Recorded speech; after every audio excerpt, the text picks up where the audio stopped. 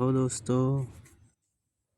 আজি আপোনালোকক দেখুৱাম 2005 ভোটাৰ লিষ্টৰ যিসকলৰ নাম আছে সেইসকলৰ মাজৰে একাংশ ডি ভোটাৰ আছিলে।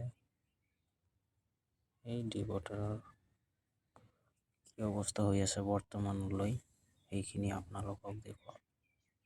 চাই থাকক কেনেকৈ আমি সেইটো ডাউনলোড কৰিলোঁ আৰু কেনেকৈ গম পাম যে মোৰ নামৰ আগত ডি আছে নে নাই, আগতে আছিলে এতিয়াও আছে নেকি।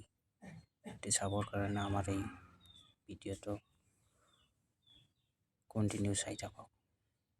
প্ৰথমতে আপুনি যাব লাগিব গুগলত যাই তাতে আপোনাৰ ডাউনলোড কৰি ল'ব লাগিব 2005 যিটো voter list.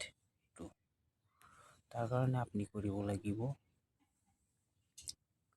Voter list download. এইটো মই চাৰ্চ কৰি থৈছিলোঁ, এইটোৱে মাৰি দিলোঁ। চাৰ্চ কৰাৰ পিছত আপুনি যাব ছেকেণ্ডটো চিফ ইলেক্ট্ৰেল অফিচাৰ আছাম, এইটোত যাব। যোৱাৰ পিছত এইটো চাইছেনে PDF electoral rolls for the year 2005, এইটোত আহিব।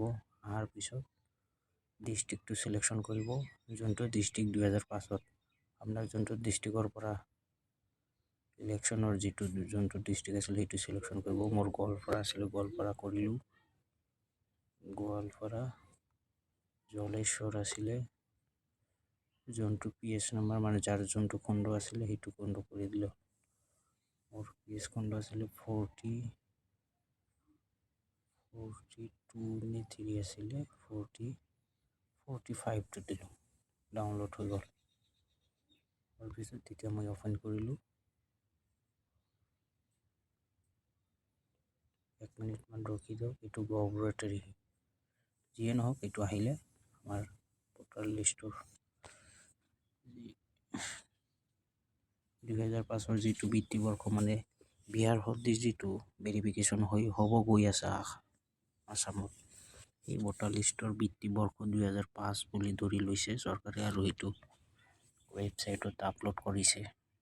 এইটো ডাউনলোড হৈ গ'ল। এতিয়া আপুনি আপোনাৰ ঘৰ নম্বৰ আৰু ক্ৰমিক নম্বৰ এইটো মিলাই চাব আপোনাৰ নামৰ আগত ডি আছিলে না নাই।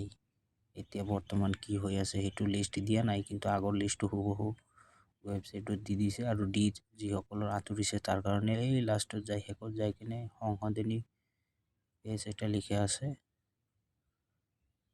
তাৰ পৰা ডি ভোটাৰৰ শুধৰণি সংযোজন।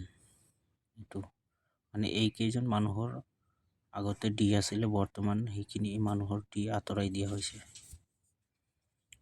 যিসকলৰ ডি আঁতৰি গৈছে তাৰ কাৰণে এই ভোটাৰ লিষ্টৰ যিটো একদম শেষৰ ফালে যিটো পৃষ্ঠা আছে তাতে লিখা আছে আঁতৰি গৈছে নে নাই নে আছে।